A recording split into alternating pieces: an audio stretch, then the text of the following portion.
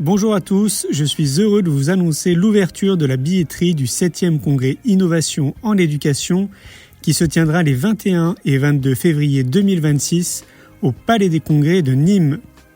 10 conférences, 40 exposants, 16 ateliers participatifs et plus de 650 personnes qui viennent de la France entière. J'ai hâte de vous retrouver les amis, à tout bientôt. Le principal obstacle au bonheur, c'est nos propres pensées. C'est pas quelque chose d'extérieur à soi. Le bonheur pour moi, c'est la liberté. Pour moi, c'est très simple en fait, le bonheur. C'est juste être. Bienvenue sur le podcast C'est quoi le bonheur pour vous ? Je m'appelle Julien Perron, je suis le réalisateur du film C'est quoi le bonheur pour vous ? Pendant plus de 4 ans, je suis parti à travers le monde pour interviewer 1500 personnes autour de cette question fondamentale. À travers ce podcast, on parlera bien-être, développement personnel et médecine douce. Je vous souhaite un merveilleux voyage sur la route de la connaissance de soi.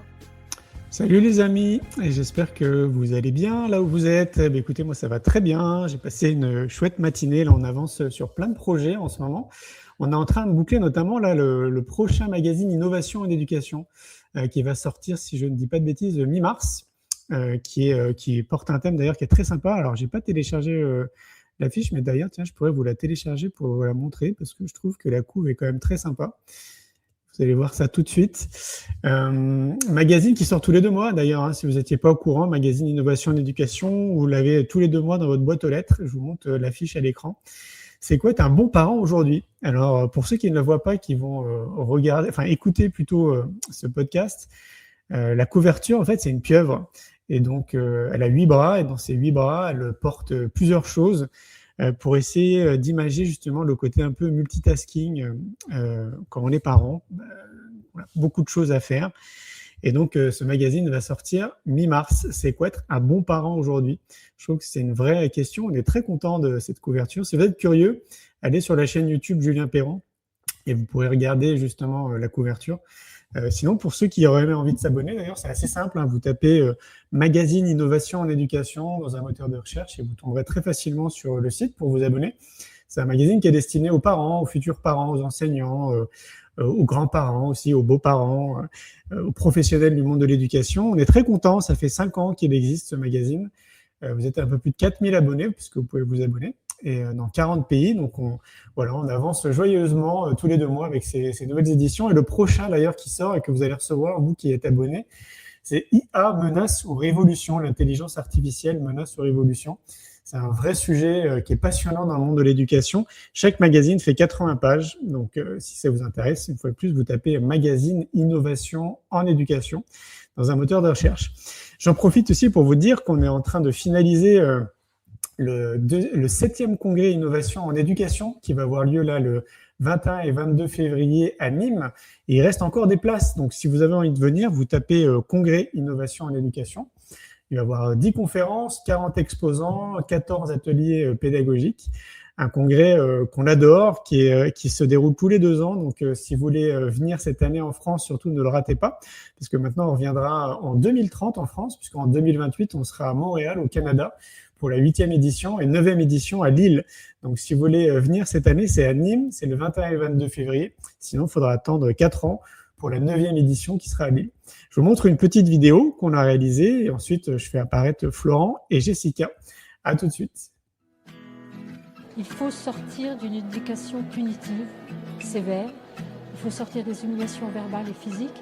On a la chance d'être au XXIe siècle et d'avoir des pistes pour que nos enfants aillent mieux.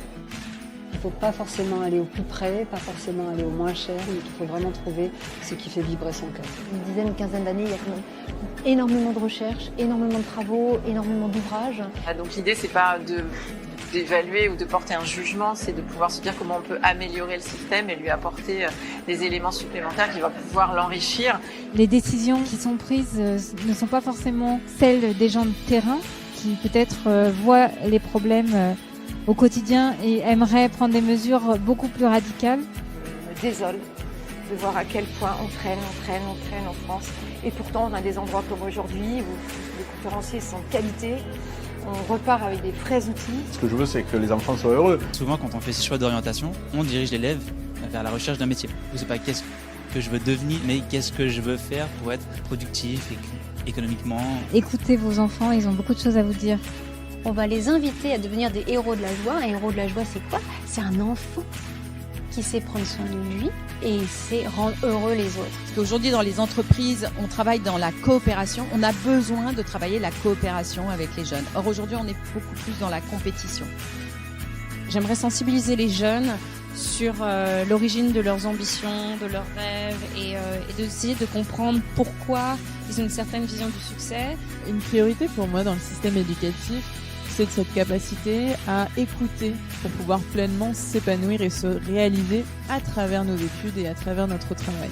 C'est au-delà de séminaires, de lectures, de partage de théories. Beaucoup de bienveillance, beaucoup d'empathie, beaucoup d'amour.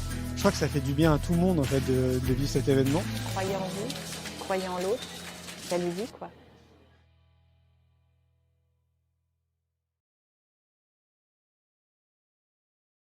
C'est donc le 7e congrès Innovation en éducation, c'est les 21 et 22 février à Nîmes.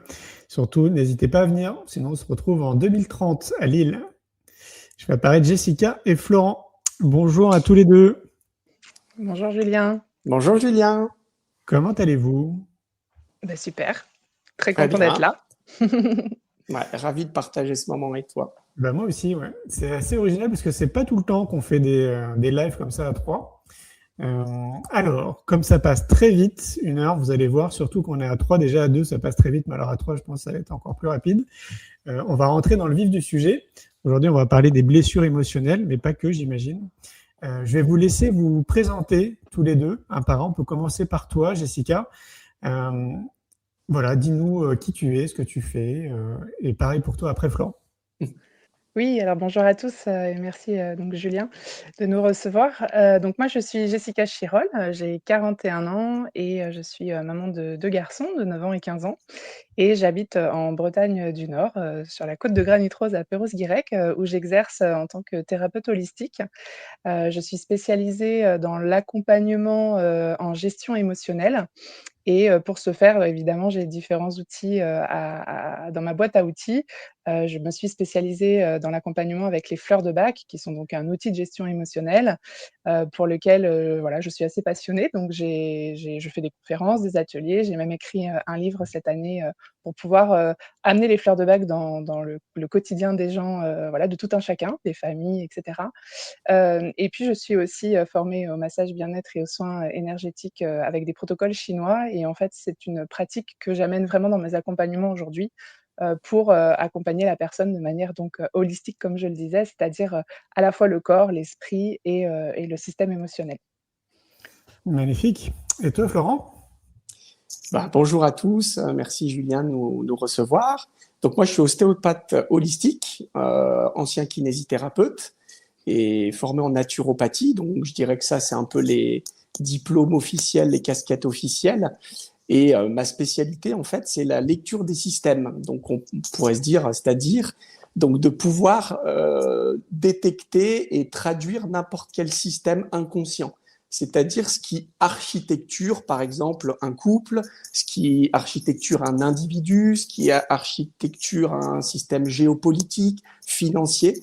Donc, la capacité d'aller détecter, en fait, ce qui est en amont de ce qui est visible. Donc, un système inconscient de couple, un système inconscient individuel, un système inconscient d'une famille, un système inconscient d'une société. Donc, de pouvoir le décrypter dans ses mécanismes originels, en fait.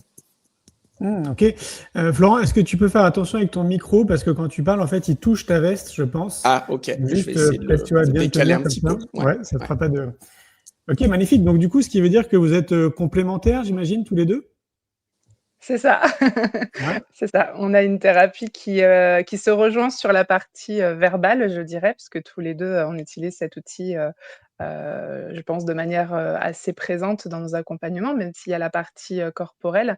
Et c'est vrai qu'on a eu envie de mettre ensemble nos méthodes d'accompagnement parce qu'on a aussi des similitudes dans la manière de travailler, que ce soit dans une énergie assez directe, puisque comme Florent, la lecture de ce qui se passe derrière, tu vois, le premier champ d'information, c'est aussi quelque chose que moi j'ai développé avec les années, notamment parce que j'ai travaillé sur l'aspect énergétique. Et donc, j'ai une lecture aussi, une seconde, une troisième lecture qui va permettre d'amener la personne à aller davantage dans ses profondeurs, d'aller chercher aussi dans l'inconscient. Et on s'est retrouvés un petit peu là-dessus, forcément, avec Florent, qui lui a une dynamique, je dirais, plutôt yang-yin, là où moi je vais être une yin-yang. Et donc, du coup, voilà. Et puis, ça change aussi par moment. Donc, on a trouvé cette complémentarité dans nos accompagnements, notamment de couples, dont on va peut-être aussi parler un peu plus tout à l'heure. Bah oui, complètement. Donc, ce qui veut dire quoi, en fait, in fine, l'idée, c'est d'amener les gens à avoir de meilleurs liens les uns avec les autres. C'est ça, par exemple, dans le couple? Florent, peut-être tu peux répondre. Alors, en fait, si tu veux, moi déjà, pour expliquer rapidement dans ma pratique, notre médecine, elle est très bien, mais à mon sens incomplète parce qu'elle part vraiment sur le symptôme et elle propose tout un arsenal pour le symptôme, ce qui amène certains bienfaits, mais elle s'intéresse pas à ce qui a engendré le symptôme. Donc toute la dynamique épigénétique, on pourrait dire. Donc, qu'est-ce qu'on mange, comment on mange, est-ce qu'on sait respirer, comment on respire, quelle est la qualité de l'air qu'on respire, quel est notre environnement psycho-affectif, notre enfance, qu'est-ce qui s'est passé dans l'enfance, nos ancêtres, qu'est-ce qu'ils ont vécu ces gens. Et en fait, moi, j'amène les gens sur toute cette partie-là, de pouvoir finalement traduire leurs symptômes. Alors, à la base, oui, j'ai commencé par le physique, traduire la cause des maladies. Donc, moi, je prétends pas guérir. C'est un processus, la guérison, mais en revanche, pouvoir expliquer aux gens pourquoi c'est arrivé, comment c'est arrivé et sur quel levier il va falloir aller travailler, que ça soit un levier peut-être transgénérationnel ou un trauma d'enfance ou que sais-je. Et du coup, de pouvoir le nommer pour que la partie consciente entende et ensuite de pouvoir le mettre en mouvement dans la partie la plus profonde, c'est-à-dire énergétique, mais énergétique au niveau de l'atome finalement. On est fait d'atomes, d'électrons, protons, neutrons, donc de charge plus, charge moins, le fameux yang, charge plus, yin, charge moins, et donc de pouvoir aller travailler sur toutes ces dynamiques-là. Et finalement, je me suis rendu compte petit à petit que les gens ont toujours un problème de couple intérieur, d'harmonie entre leur fonctionnement charge plus et charge moins, donc yang et yin, et puis de voir aussi que ce couple-là intérieur va se répercuter partout à l'extérieur, sur notre couple dans l'intimité, sur le couple entre guillemets qu'on peut former dans notre rapport parent-enfant, dans la société, dans le rapport aux autres, comment finalement on interagit dans une dynamique avec l'autre. Et avec Jessica, quand on s'est rencontrés, on était sur la même longueur d'onde, on avait la même façon d'envisager un peu les systèmes inconscients et d'accompagner les gens à justement ramener en clarté ce qui se joue d'eux. Tu parlais tout à l'heure de blessures émotionnelles, de voir qu'il y a plein de gens qui parlent à travers leurs blessures, qui agissent à partir de leurs blessures et qui les emmènent dans des mécanismes redondants, et donc de pouvoir permettre aux gens d'identifier, de clarifier et de transfigurer, j'oserais dire, leur fonctionnement. Pour donner un exemple type d'une personne qui vient vous voir, elle vient vous voir pourquoi ?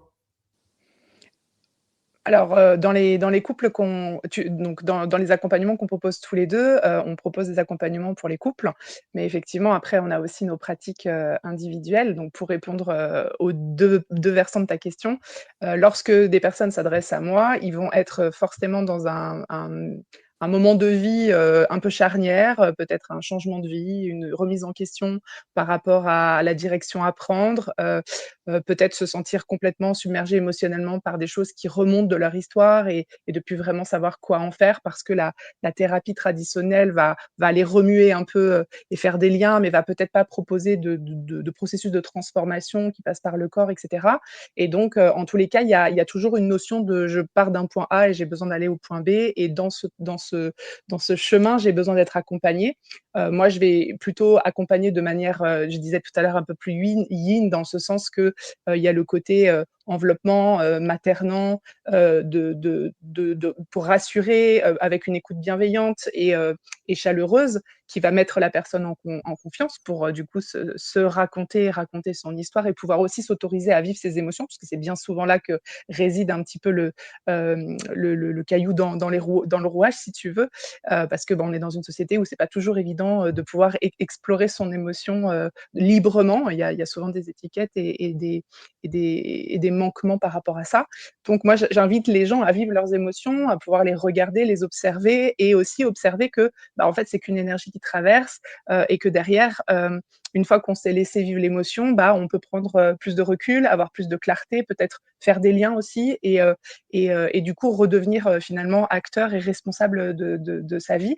Et donc, ensuite, ça va se décliner. Là où dans le couple, effectivement, on va spécifiquement s'adresser à des personnes qui finalement vivent des situations de blocage relationnel peut-être ou de schémas répétitifs, de situations dans lesquelles ils n'y voient plus clair, alors qu'il y a encore de l'amour et l'envie de mettre de l'énergie dans la relation, mais peut-être l'impression d'avoir déjà épuré tout un tas de solutions et finalement de ne pas trouver ce qui bloque. Et nous, on va vraiment les aider à aller regarder de manière un peu chirurgicale, comme le dit souvent Florent, pour aller voir finalement qu'est-ce qui pose problème. Et on va se rendre compte évidemment que bien souvent, ce qui pose problème, c'est la relation qu'on a à soi, à ses émotions, à son histoire, à son transgénérationnel, à ce dont on a hérité, la société. Enfin voilà, tout un tas de couches en fait qui viennent évidemment créer des frictions dans les relations. Je ne sais pas si Florent, tu veux ajouter quelque chose à ça. Parce qu'effectivement, en fait, on nous a pas appris déjà peut-être à reconnaître nos émotions, à les accompagner, à leur apporter peut-être beaucoup d'amour, beaucoup de bienveillance.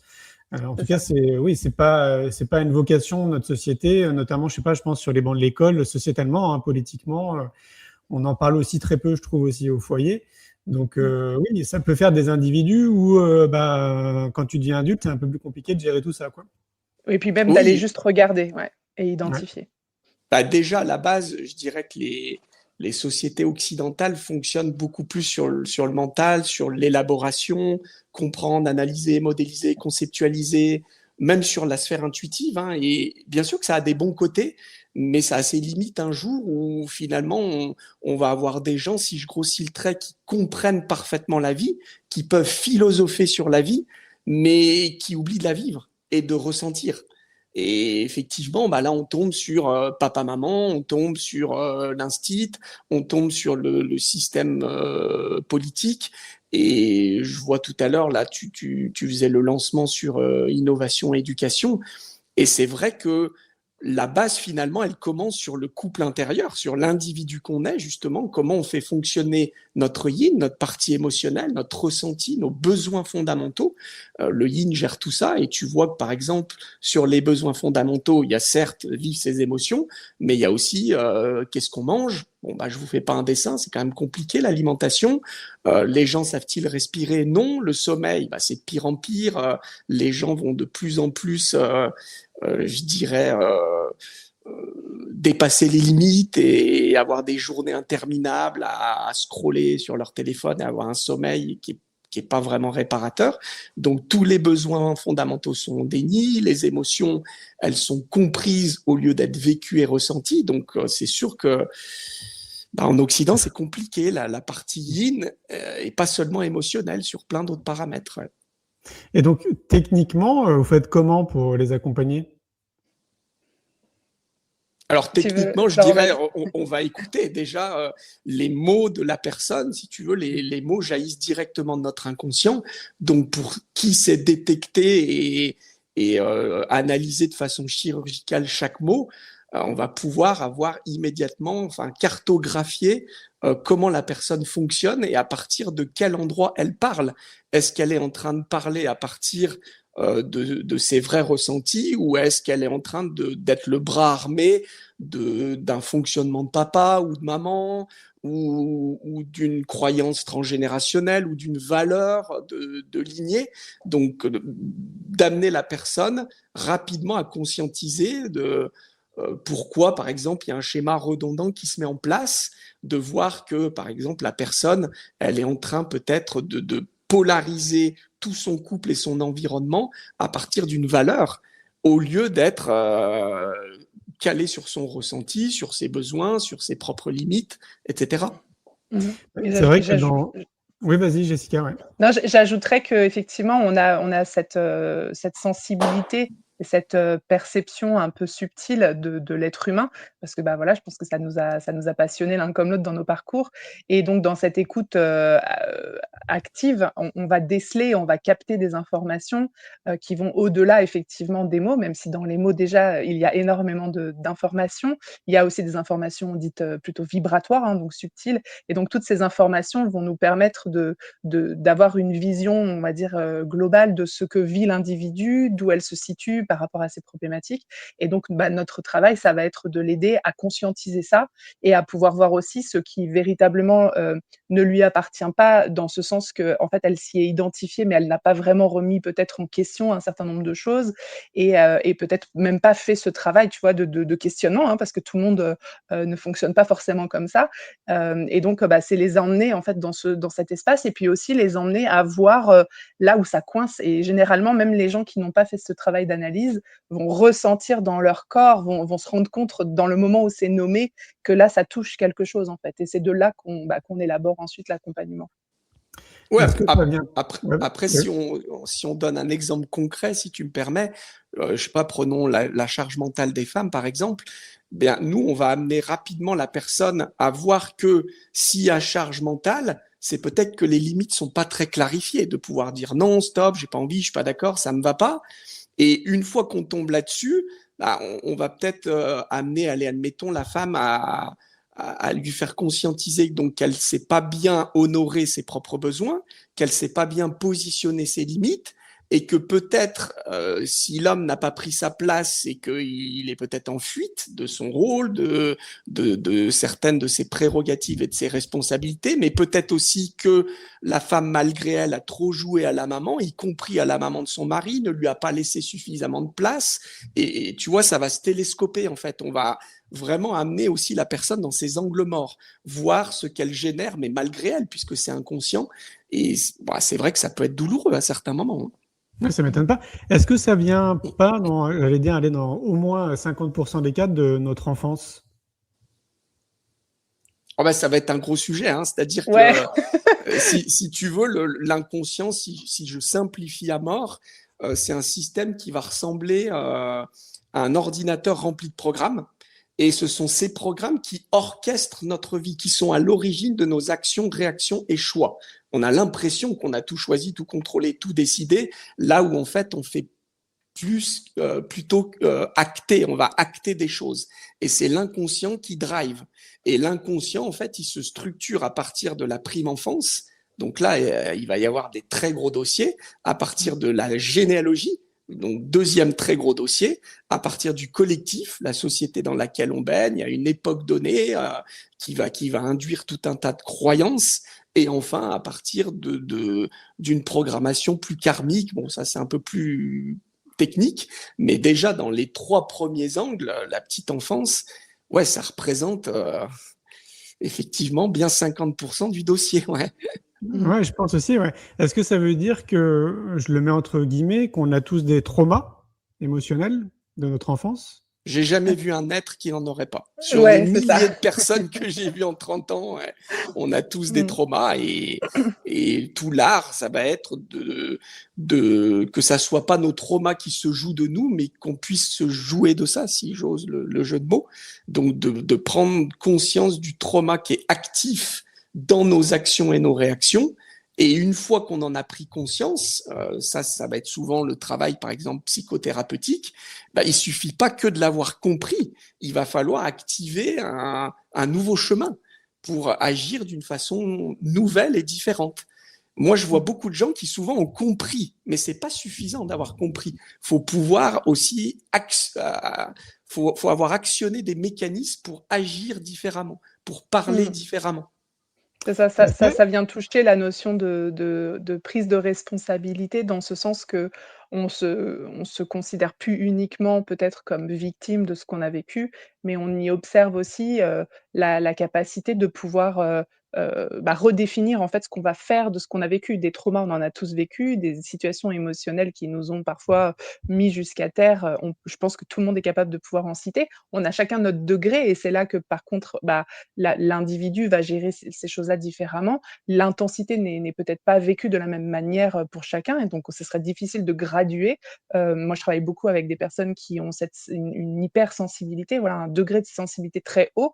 Ça ne veut pas dire que leurs traumas à eux sont plus importants ou plus dégradants ou ont eu des conséquences plus graves, que sur un autre individu. Mais par contre, on est obligé, effectivement aussi de regarder cet aspect-là dans la notion d'accompagnement. Mais le travail sera le même pour tout le monde. Il faudra à un moment donné, se mettre en action en fait pour que les choses puissent changer et évoluer.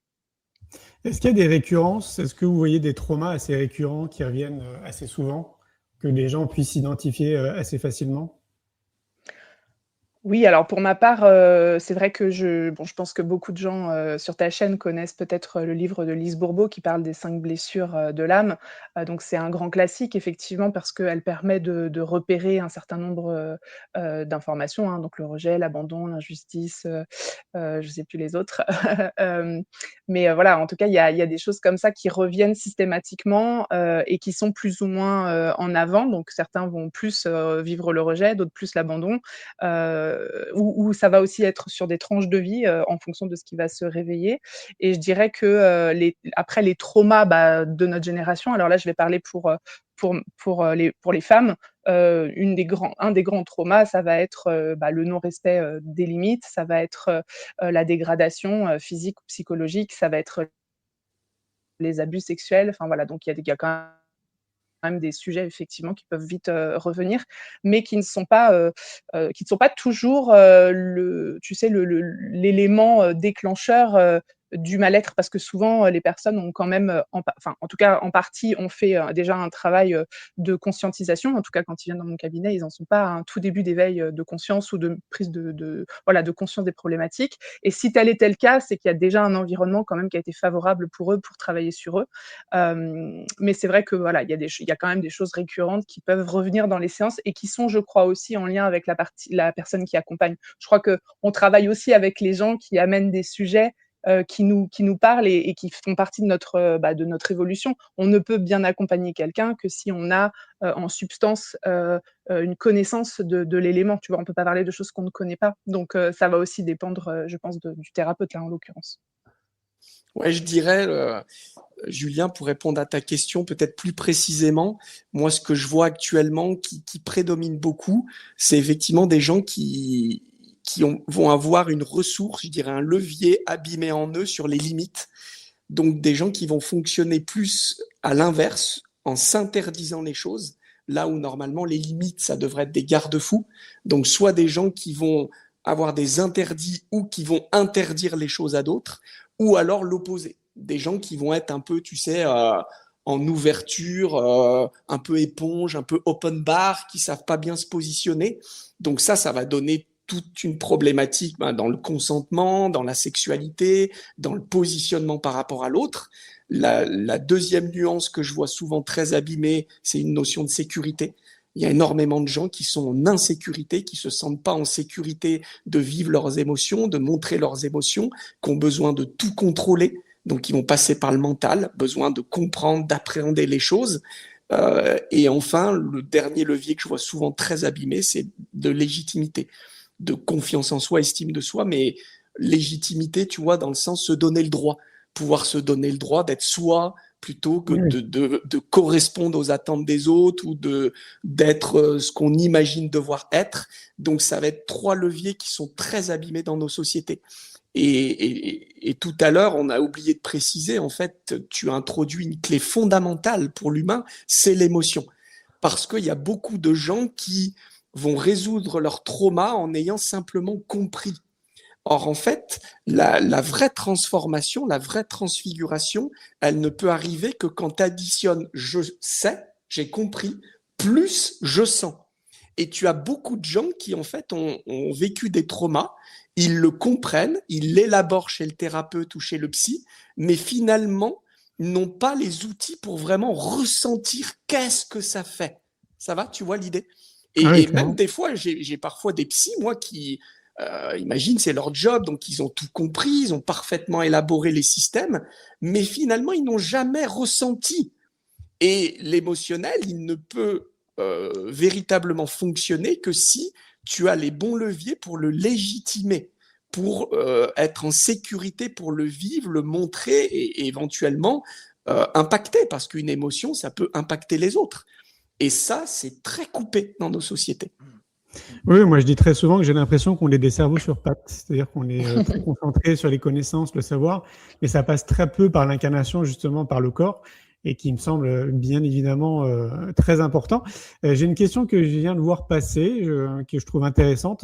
Bonjour, comment sortir de la blessure d'injustice? Merci beaucoup. Merci Sylvie pour ta question. Florent, je te laisse la main. C'est un mécanisme pas simple.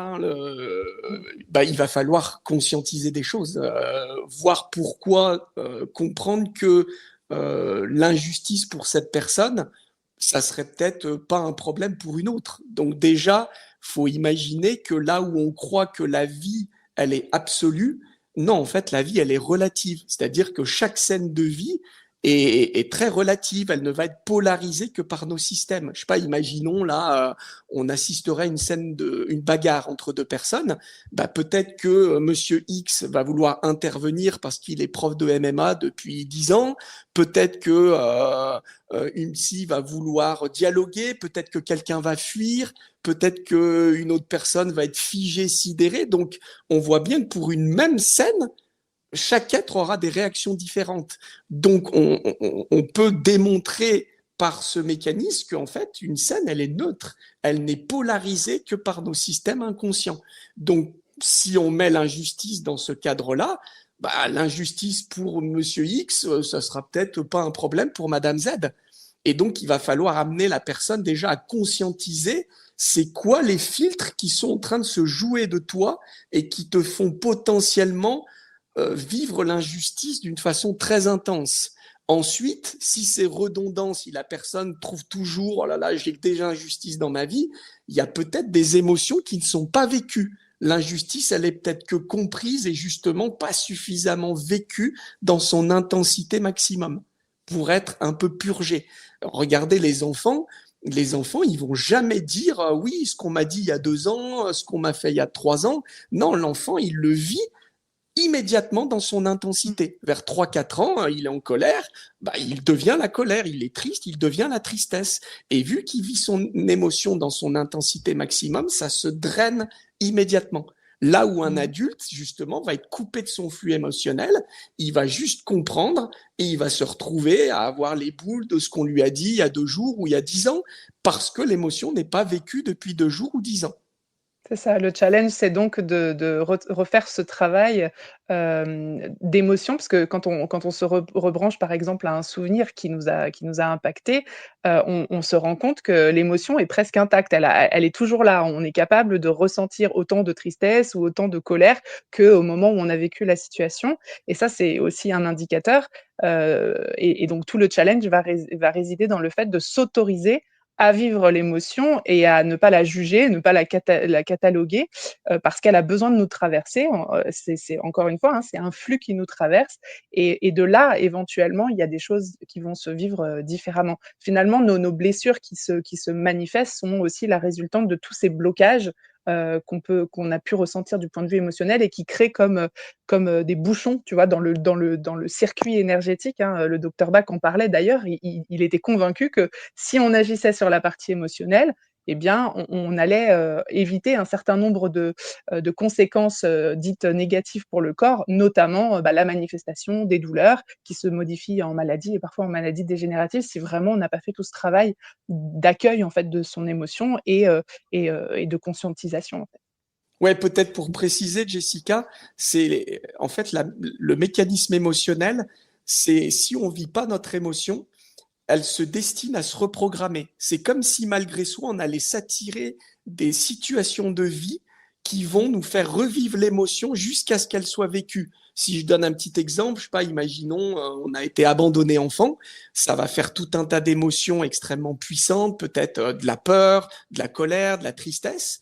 Et si toutes ces strates émotionnelles ne sont pas vécues, j'insiste, dans leur maximum d'intensité, on va malgré soi, parce que c'est inconscient, se reprogrammer à attirer des situations, le fameux syndrome abandonnique, où on va peut-être avoir une copine qui à l'école va nous rejeter, nous abandonner, on va tomber sur un ou une chérie qui va nous abandonner, comme si on vivait l'abandon en redondance tant qu'on n'a pas vécu l'émotion.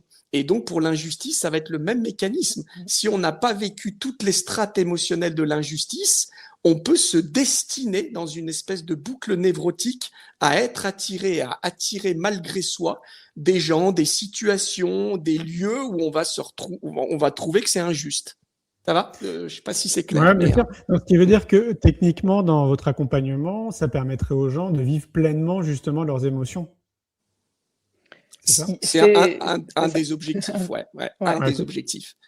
Parce qu'après, dans l'injustice, par exemple, il va y avoir aussi, une fois que la personne vit ses émotions, pourquoi la situation lui apparaît aussi injuste. Peut-être qu'elle n'a pas activé des ressources de choix, pouvoir choisir, et donc elle va vivre le choix des autres comme une injustice. Peut-être qu'elle ne s'est pas sentie légitime et donc elle n'a pas osé prendre sa place, donc un autre a pris la place, donc ça va être vécu comme une injustice. Donc il y a aussi certaines ressources à réactiver, pouvoir faire des choix, pouvoir se sécuriser en prenant sa place, en posant ses limites, en honorant ses besoins, pouvoir s'en donner le droit. Enfin, il y aura aussi des ressources à réactiver. Oui, pour préciser par rapport à ta question, Julien, parce qu'effectivement, on pourrait là tout de suite voir une image on va voir Jessica et Florent, puis pouf, on explose dans l'émotion. Ça peut faire peur. En réalité, je crois qu'il y a vraiment deux strates qu'on voit, nous, assez rapidement. C'est tout ce travail d'écoute et d'échange verbal qui déjà vient bouger quelque chose, tu vois, à l'intérieur de la personne, que ce soit du point de vue de la conscientisation, mais aussi justement de la partie émotionnelle inconsciente. Et puis, dans un second temps, et c'est souvent ce qu'on observe, il va y avoir besoin d'aller travailler plus spécifiquement avec une ou l'autre technique en complémentarité de la séance duo. Donc, c'est aussi pour ça qu'on accompagne aussi les couples à titre individuel selon leurs besoins, pour aller un peu plus gratter dans l'espace qui est le leur. Une personne, alors de manière encore une fois plus courante, la femme va être plutôt à l'aise avec le fait d'aller travailler dans son émotionnel, un petit peu moins chez les hommes, même si ça a une tendance à changer et c'est une bonne chose. Et donc du coup, voilà, par exemple, la femme va pouvoir dire, moi j'aimerais bien aller creuser un petit peu, et va être du coup plutôt sensible à tout cet accompagnement sur la partie gestion émotionnelle, avec des techniques du coup ensuite qu'elle va pouvoir s'approprier dans son quotidien. Parce qu'effectivement, les fleurs de bac, c'est, on va dire, le socle de l'accompagnement, mais il y a aussi des techniques de respiration, de méditation, d'écriture. Enfin voilà, je propose aussi tout un tas d'outils derrière qui vont permettre à la personne de trouver sa manière à elle d'embrasser ses émotions. Là où peut-être avec Florent, moi je le vois en tout cas comme ça d'extérieur, et il pourra me le préciser, les personnes vont vraiment aller chercher justement à faire remonter tout ce qui est dans cette partie inconsciente, et ça bouge vraiment dans la structure profonde énergétique, tu vois. Et là, il n'y a pas toujours cette même manifestation émotionnelle, même s'il y a quand même des émotions qui traversent, évidemment, je pense. Ouais, en fait, ça demande, je trouve, une sacrée responsabilisation de chacun. Moi, je dis très souvent que c'est notre responsabilité citoyenne, en fait, en réalité, de prendre soin de soi du mieux qu'on peut tous les jours. Et on dit aussi très souvent qu'on est des êtres de lien. Donc, ces notions-là, justement, d'émotion, moi, parfois, que je peux appeler aussi des bombes émotionnelles. Je vous donne un exemple. Donc, très souvent, j'ai l'impression que c'est dans le couple. Donc, tu vas être en train de discuter avec ta femme, ton mari, peu importe. Et en fait, à un moment donné, il va avoir une surréaction de la personne qui va surréagir. Donc, elle-même, déjà, elle va être très surprise, mais elle va pas savoir le gérer parce que c'est une bombe, ça explose. Et souvent, la personne qui est en face aussi, pour elle, c'est assez surprenant. Est-ce que là, on est au cœur du sujet quand on parle de bombe émotionnelle et que voilà, tu es en pleine discussion avec donc ta femme, ton mari, et d'un coup, en fait, t'exploses, tu vas t'énerver, tu vas crier, tu vas pleurer, tu vas aller t'enfermer dans ta chambre, je sais pas. Est-ce que là, on est au cœur du sujet ? Ah là, oui, tu es vraiment au cœur du sujet. C'est-à-dire que nous, avec Jessica, on va justement peut-être amener la personne, enfin le couple, mais déjà à celui qui explose, d'où ça part cette explosion. Alors, ça se fait pas en 2 secondes, mais de pouvoir explorer pourquoi cette situation a été polarisé de cette façon par tout ton système inconscient? Pourquoi ça a engendré une telle réaction? Et donc, la personne va peut-être tomber sur des blessures, des reliquats de blessures d'enfance, ou peut-être voir que elle a copié-collé une façon de réagir d'un de ses parents, ou peut-être qu'il va y avoir un schéma transgénérationnel, et donc d'amener peut-être la personne à voir que elle peut commencer à se décaler pour voir que en fait, elle a pris pour argent comptant un mot et que la blessure s'est activée et l'a fait réagir, et que s'il y a un peu plus de conscience, elle va peut-être pouvoir pas réagir immédiatement, mais déjà se laisser traverser par ce que ça lui fait. Premier temps de latence, tu vois, où ça va pas réagir. Et puis ensuite, une fois que l'émotion est vécue, ça va peut-être être, en fait, écoute, ce que tu m'as dit, ça m'a touché. Et puis je me rends compte que là, j'ai eu une journée un peu complexe. C'est peut-être pas le temps d'en parler, si tu veux bien. Je sens que je pourrais avoir des mots ou des réactions qui me dépassent. Je préfère qu'on diffère un peu. Mais pour ça, il y a intérêt à avoir justement activé plein de ressources de maturation. Hein. Sinon, on se fait emporter. Et peut-être pour préciser pour les auditeurs, surtout en Occident, avec l'émotion, on va avoir plusieurs écueils. Donc, il y a les gens qui sont en déni. Ils savent même pas qu'ils ont une émotion quelque part. Oh non, mais je suis pas en colère. Non, mais ça va, je suis pas tellement triste. Donc, il y a un déni. Donc là, il va falloir les accompagner à crever, je dirais, l'abcès du déni. Ensuite, dans un autre fonctionnement, il y a les gens qui vont balancer leur émotion. Mais finalement, c'est une façon de pas la vivre. Tu vois, quand tu balances ta colère, tu n'es plus au contact de ta colère, tu es plus présent, tu es roulé dans la vague, tu es en train de balancer tout ce qui est là, mais tu n'es pas en train de le vivre. Et ça, c'est un écueil. Il y a beaucoup de gens qui pensent vivre leur émotion alors qu'en fait, ils la projettent sur l'autre.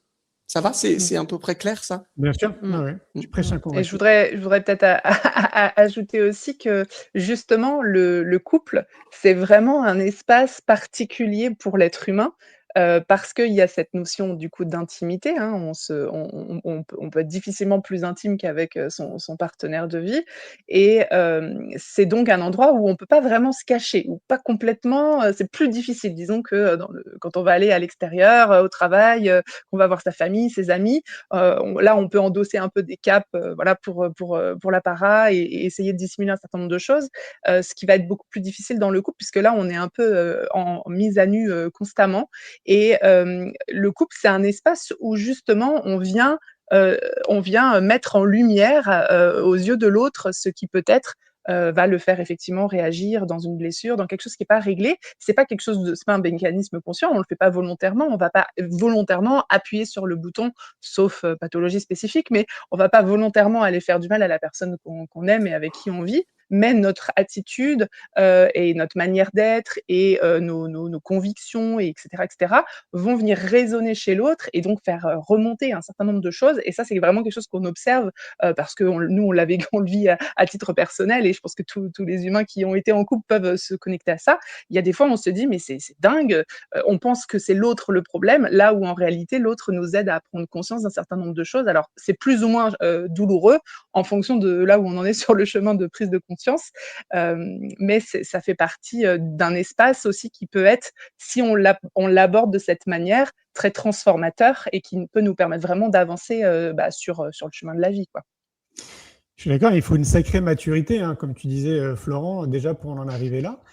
Sachant qu'on est, donc moi c'est dans mon système de croyance, hein, une fois de plus, comme je disais, on ne nous accompagne pas dans beaucoup de choses, notamment autour de cette grande enveloppe qu'on peut appeler le savoir-être et la connaissance de soi.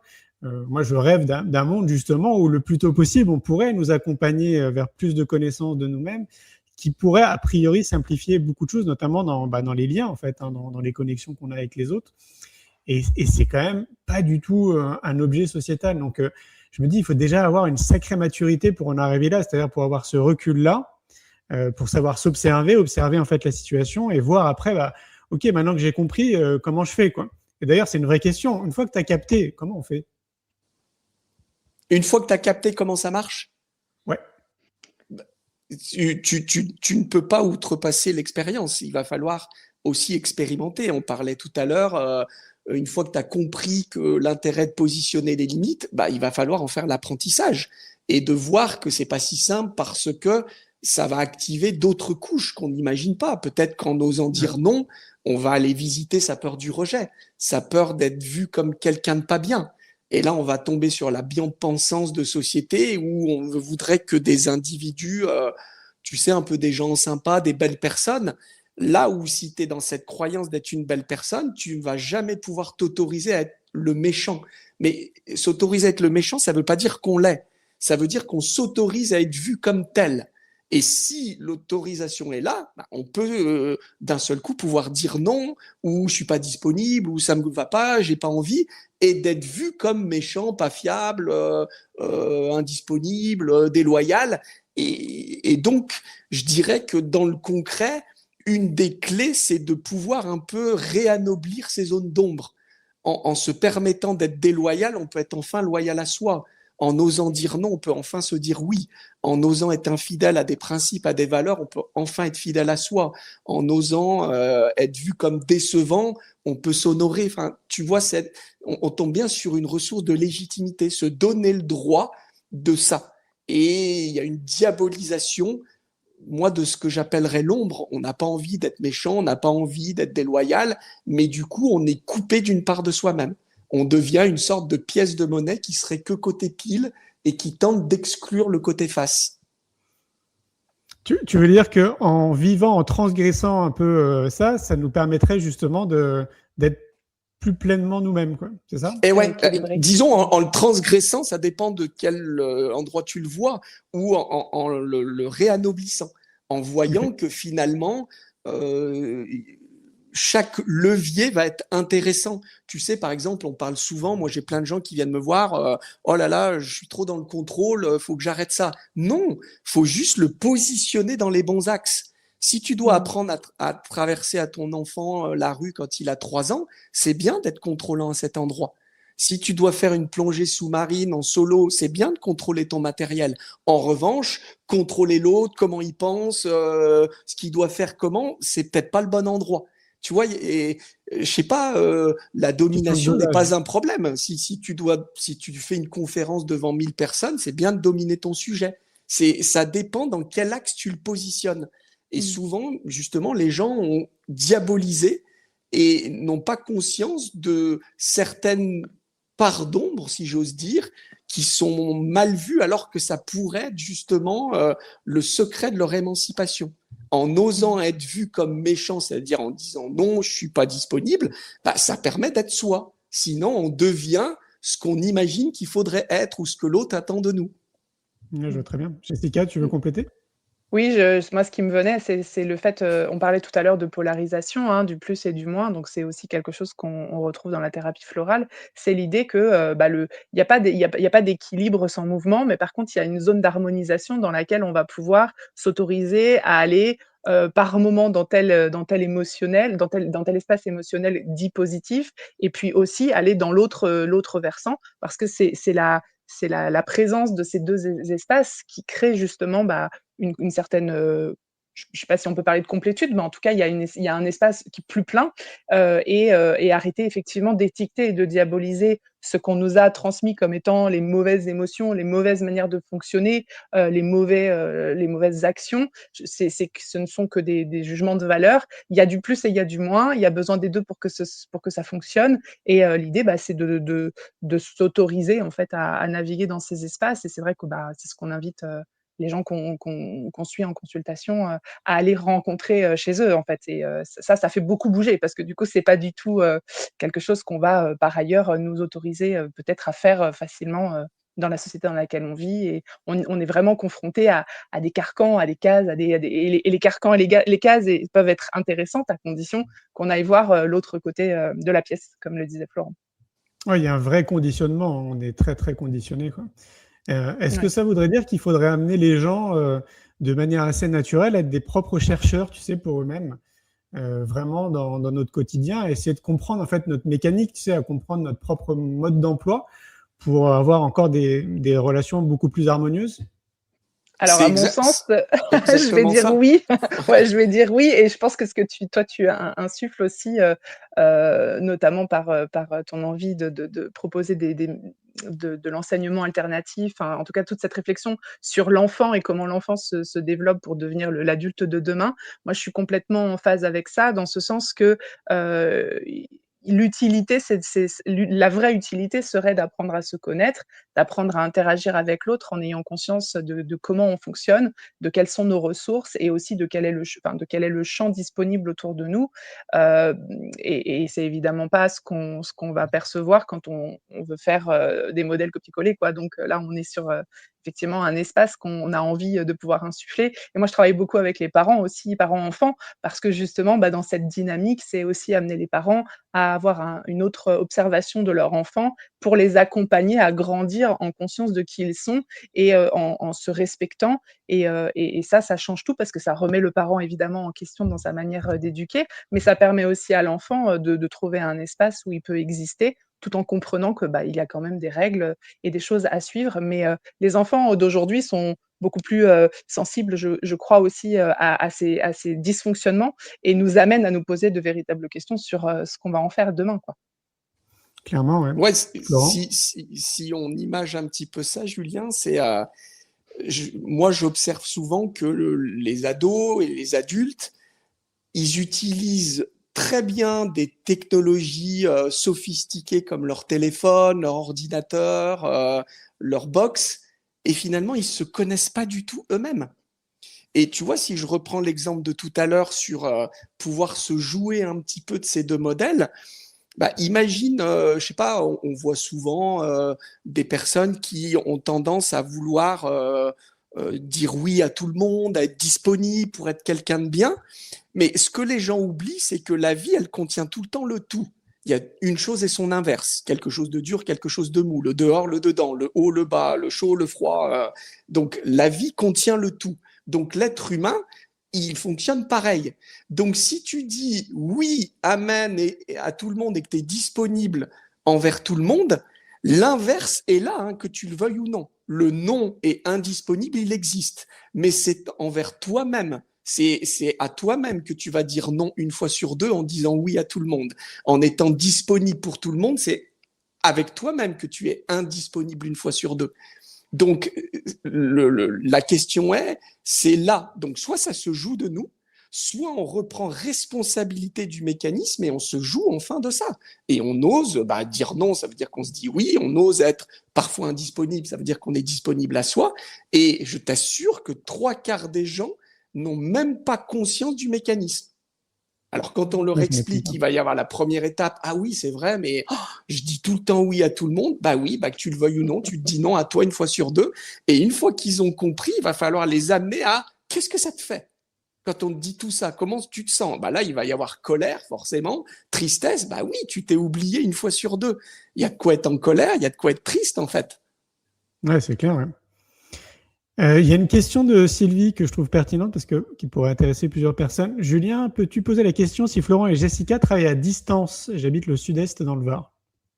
Oui, en effet, du coup, moi je suis en Bretagne du Nord, alors que Florent est du côté de Lyon, et donc on fait des consultations en visio, effectivement, pour les accompagnements de couple. Ouais, tout à fait. D'accord. D'ailleurs, petite transition, on vous retrouve comment? Pour ceux qui aimeraient vous contacter. Il y a une page sur mon site internet jessicachirol.fr qui est dédiée à nos accompagnements.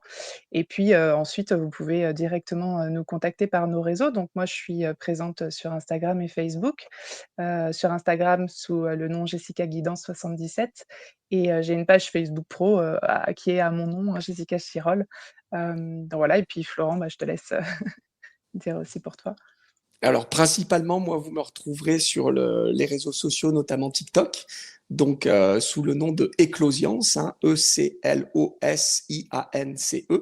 Donc, où je fais des vidéos pour justement expliquer un peu les méandres du fonctionnement de l'inconscient et de donner des exemples concrets, individuels ou collectifs. J'aime beaucoup parler aussi de géopolitique, de fonctionnement de société.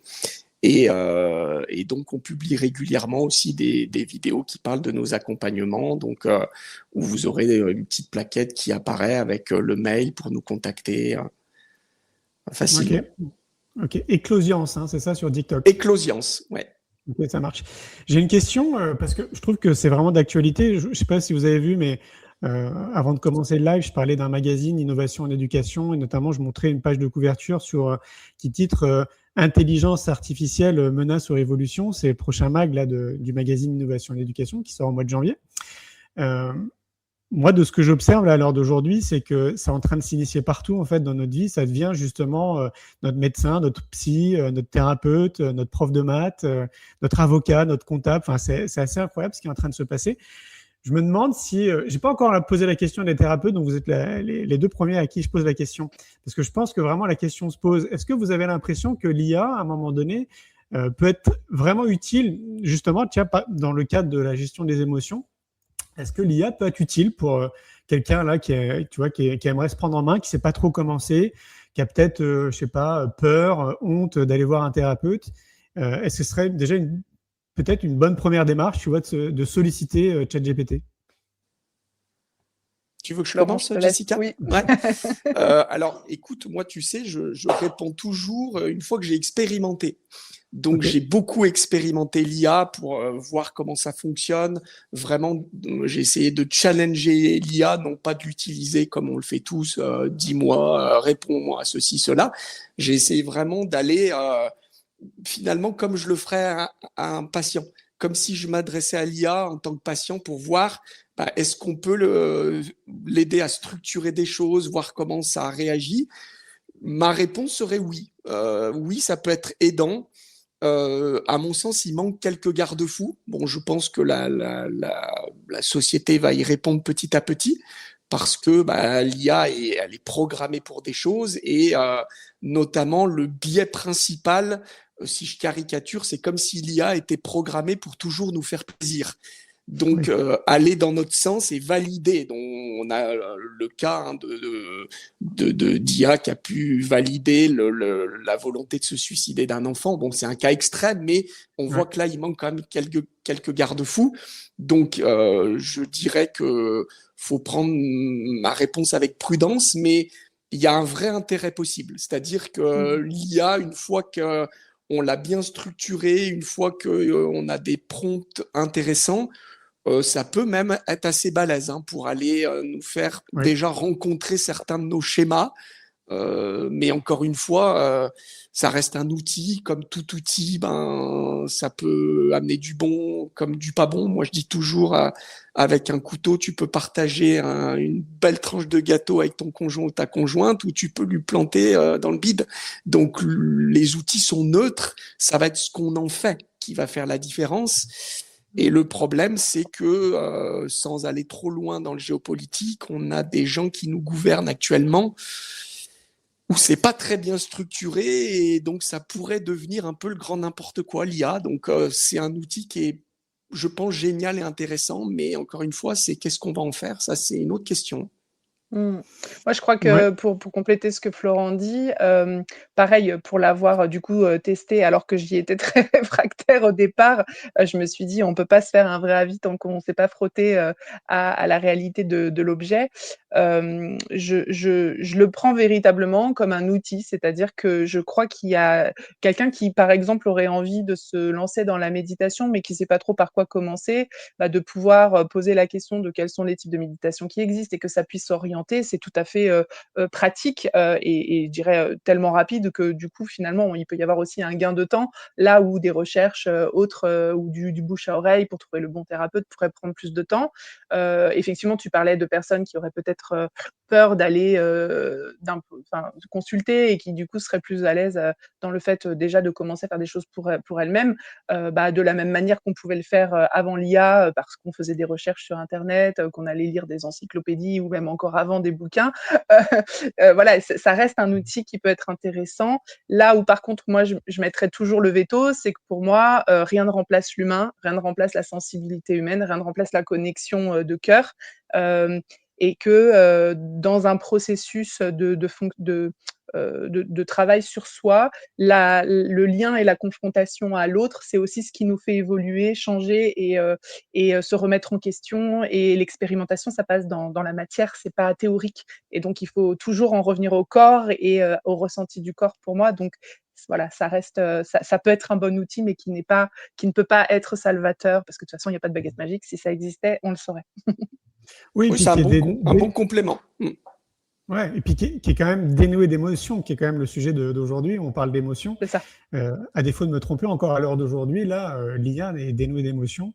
Et puis, dernier point, on a le libre arbitre que l'IA n'a pas, qui change aussi quand même beaucoup de choses. Tout à fait. Alors, si tu me permets, le libre arbitre. Oui. Non, pas ça sur les choses, c'est jamais tout blanc ou tout noir.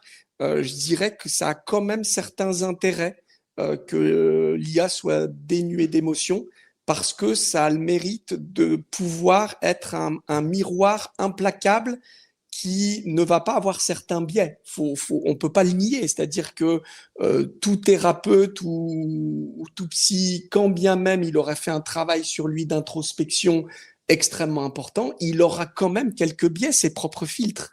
Là où une IA qui est bien challengée, enfin moi je l'ai entraînée pendant des mois, ça devient un miroir. C'est comme une neutralité en fait. Et quand on a appris à l'utiliser, ça peut devenir un miroir puissant. Parce que ça nous miroite. Il y a plus justement de biais. Alors faut vraiment avoir challengé l'IA, parce que l'IA a des biais. Elle a des biais notamment d'hallucination possible, de validation extrême de nos systèmes. Mais une fois qu'on l'a entraîné à se dépouiller de ça, c'est intéressant aussi. Alors oui, encore une fois, c'est un outil, il faut en prendre et il faut en laisser, mais à certains moments, le fait qu'il n'y ait pas d'émotion peut avoir quelques intérêts aussi. Oui, je comprends. En tout cas, je pense qu'un peu comme tous les outils, parce que indéniablement, ça rentre dans notre vie, un peu comme tous les outils, je pense que c'est important quand même de l'intégrer et de se dire de monter dans le train plutôt que de le laisser passer. Parce que je crois qu'on a quand même beaucoup de choses à y gagner. Et comme tu le dis très bien, Florence, c'est une question d'utilisation. Donc, c'est à chacun de se responsabiliser au niveau de cette utilisation. Ouais. Merci beaucoup, les amis. Je vous avais dit qu'une heure, ça allait passer très vite. Ça fait déjà une petite heure. C'était passionnant. Merci vraiment beaucoup à tous les deux. Petit rappel quand même, donc Jessica, on te retrouve un peu partout sur le web, on tape Jessica Chirol globalement dans un moteur de recherche, on te retrouvera. Et toi, Florent, tu es sur TikTok, et rappelle-nous, le nom c'est Donc c'est Éclosiance, et sinon évidemment à mon cabinet, donc Florent Doja, je suis dans l'Est de Lyon, donc pour me consulter en présentiel, et aussi je fais du distanciel donc sur mon mail qu'on peut voir sur les réseaux sociaux. Surtout sur TikTok. Ouais. Merci beaucoup à tous les deux. Passez une belle fin de journée. À tout bientôt. Merci à toi, pour ton accueil, Julien. Et bravo pour ce que tu fais. Merci beaucoup. À bientôt. Allez, au revoir. Et voilà, les amis, j'espère que vous avez passé un bon moment avec nous. Je trouve que c'était passionnant. Le sujet des émotions est un sujet passionnant. On pourrait encore en parler pendant des heures, tellement il y a de choses à dire. Je vous rappelle la dernière actu très chaude, c'est que le 7e congrès Innovation à l'éducation approche à grands pas. C'est le 21 et le 22 février à Nîmes, au Palais des Congrès de Nîmes. Donc, si vous voulez venir et passer un bon moment avec nous, on sera un peu plus de 800 personnes de la France entière. Si vous êtes enseignant, professionnel dans le monde de l'éducation, que vous êtes parents, futurs parents, grands-parents, que ces sujets vous intéressent, il y aura 10 conférences, 40 exposants, 14 ateliers pédagogiques, pour revoir en fait tous ensemble le monde de l'éducation et découvrir de nouvelles approches, de nouvelles façons de penser. Et on va notamment ouvrir le congrès, c'est moi qui vais animer un débat, donc ce sera le samedi 21 à 9h, un débat autour de l'intelligence artificielle justement qui, comme on le disait, s'intègre partout, y compris dans le monde de l'éducation. Je vous souhaite plein de bonnes choses là où vous êtes. Si vous voulez vous abonner, c'est très simple. Vous allez sur la chaîne YouTube Julien Perron, vous mettez un petit pouce, un like et vous vous abonnez. Vous trouvez aussi le podcast C'est quoi le bonheur pour vous un peu partout sur des plateformes comme Deezer, Spotify, etc. N'hésitez pas à laisser un commentaire, c'est très important pour les algorithmes parce que ça permet de faire connaître le podcast et la chaîne YouTube un peu à tout le monde. Je vous embrasse et je vous dis à très vite. Ciao, ciao. Il faut sortir d'une éducation punitive, sévère. Il faut sortir des humiliations verbales et physiques. On a la chance d'être au XXIe siècle et d'avoir des pistes pour que nos enfants aillent mieux. Il ne faut pas forcément aller au plus près, pas forcément aller au moins cher, mais qu'il faut vraiment trouver ce qui fait vibrer son cœur. Une dizaine, une quinzaine d'années, il y a quand même énormément de recherches, énormément de travaux, énormément d'ouvrages. Donc l'idée, c'est pas d'évaluer ou de porter un jugement, c'est de pouvoir se dire comment on peut améliorer le système et lui apporter des éléments supplémentaires qui vont pouvoir l'enrichir.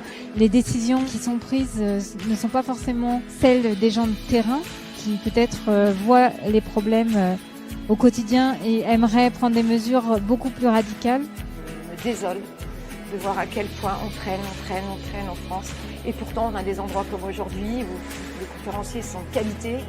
On repart avec des vrais outils. Ce que je veux, c'est que les enfants soient heureux. Souvent, quand on fait ses choix d'orientation, on dirige l'élève vers la recherche d'un métier. Je sais pas qu'est-ce que je veux devenir, mais qu'est-ce que je veux faire pour être productif et économiquement. Écoutez vos enfants, ils ont beaucoup de choses à vous dire. On va les inviter à devenir des héros de la joie. Un héros de la joie, c'est quoi? C'est un enfant qui sait prendre soin de lui et sait rendre heureux les autres. Parce qu'aujourd'hui, dans les entreprises, on travaille dans la coopération. On a besoin de travailler la coopération avec les jeunes. Or, aujourd'hui, on est beaucoup plus dans la compétition. J'aimerais sensibiliser les jeunes sur l'origine de leurs ambitions, de leurs rêves et d'essayer de comprendre pourquoi ils ont une certaine vision du succès. Une priorité pour moi dans le système éducatif, c'est de cette capacité à écouter pour pouvoir pleinement s'épanouir et se réaliser à travers nos études et à travers notre travail. C'est au-delà de séminaires, de lectures, de partage de théories. Beaucoup de bienveillance, beaucoup d'empathie, beaucoup d'amour. Je crois que ça fait du bien à tout le monde en fait de vivre cet événement. Croyez en vous, croyez en l'autre, allez-y quoi. Un grand merci pour votre écoute. J'espère que vous avez passé un bon moment avec nous. Pour prolonger l'expérience C'est quoi le bonheur pour vous et continuer votre cheminement sur la connaissance de soi, je vous invite vivement à lire mon livre C'est quoi le bonheur pour vous que vous trouverez dans toutes les librairies. Jouez et amusez-vous avec le jeu de cartes entre amis, avec des inconnus, dans le monde de l'entreprise, à l'école. Regardez le film C'est quoi le bonheur pour vous et surtout, prenez soin de vous. Je vous souhaite un merveilleux voyage vers vous-même.